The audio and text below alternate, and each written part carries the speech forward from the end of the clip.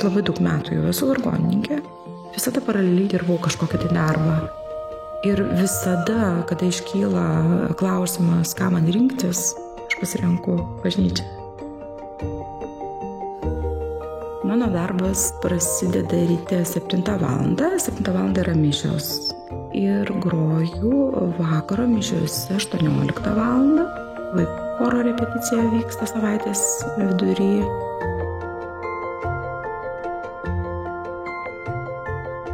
Ir sumos choro, mes vadinam sumos choro, tokie pagyvenę žmonės turi kolektyvą.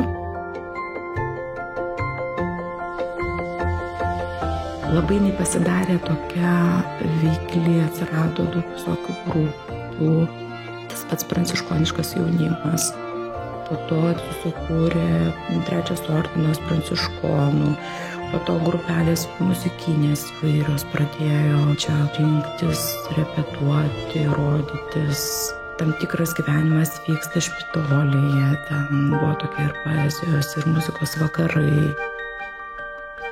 Man labai patinka Kankinių koplyčia.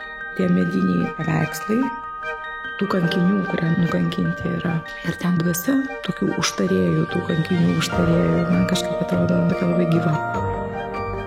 Čia yra lietuviškasis Vatikanas.